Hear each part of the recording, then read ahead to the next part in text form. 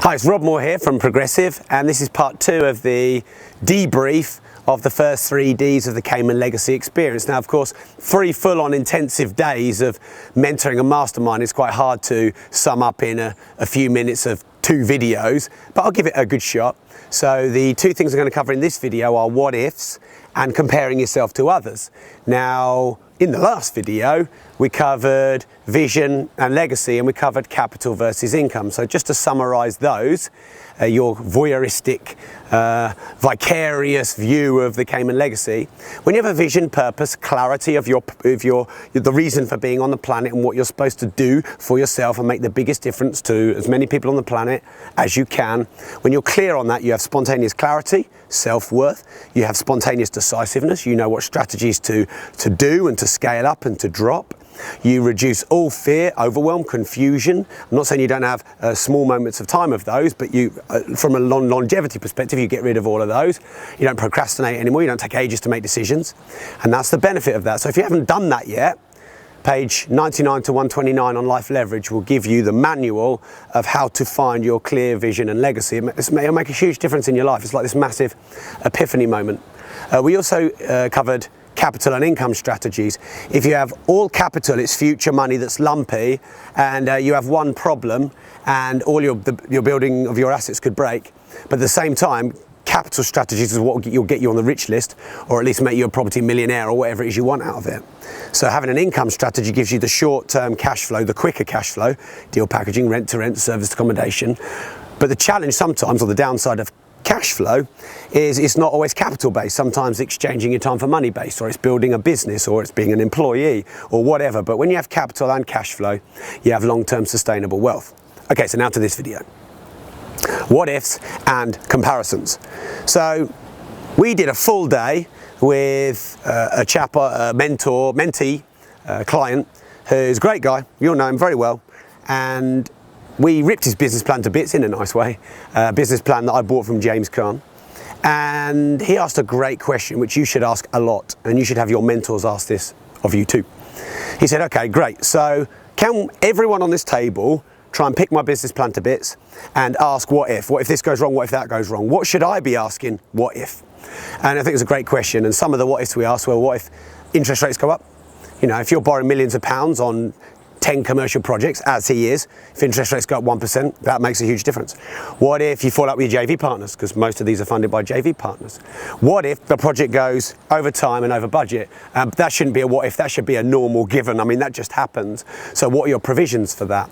If you're running a training business, what if you burn yourself out? What if you want to do something else? What if the partner, your promoter, has a bit of a change of heart or doesn't want to promote you anymore? What if, for example, the banks change their rules? That's a given as well, they're going to. What if you overtrade? Because most people don't think about that, because you think, oh, I want to do everything, and overtrading is also a problem. So that was a great question. So can you take your business plan, your model, out and go through a list of what could go wrong? By the way, that's not being negative, but it's important not to be all happy, clappy and excited about everything. A lot of people, oh, it's great, I'm going to make millions. But actually, de-risking your model first is so important. So you want that equal balance between being positive and a go-getter and not listening to the naysayers, but also de-risking things that could go wrong, asking those hard questions. Here's the problem though, if you do it on your own, you don't know what you don't know.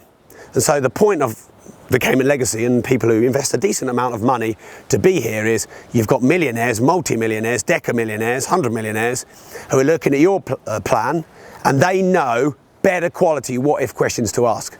And we got a lot of light bulb epiphany moments at that point in the Cayman Legacy. Okay, and then the final thing I'll share with you on this video is comparison.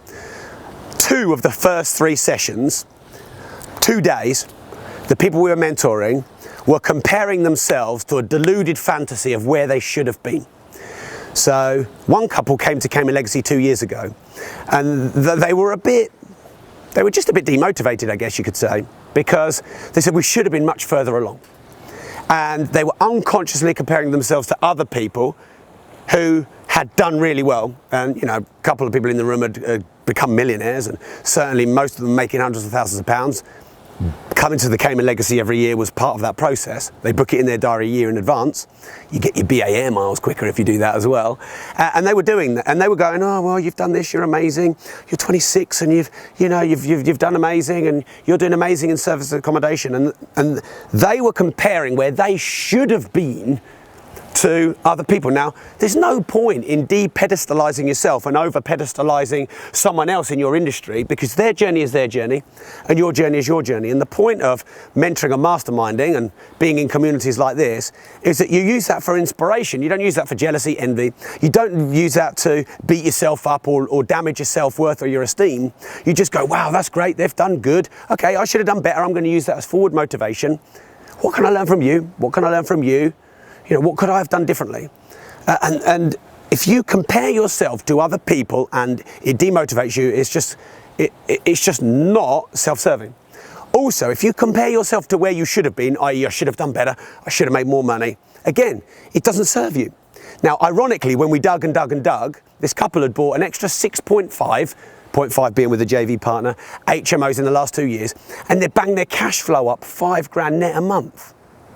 And, you know, whilst they're not multi-millionaires yet, perhaps, one of the couple commands 25 to 30 grand in his consultancy business. And he thinks he's, you know, a fraud and a failure and not done very well. And sometimes it takes peers and mentors around the group to go, wait a minute, you're doing great. Compare yourself to 99.5% of the planet, you're doing great. So when you compare yourself to others, you should only do it to motivate yourself to say, I want to be a bit more like that, or I want to get those results. I'm going to take you out for dinner.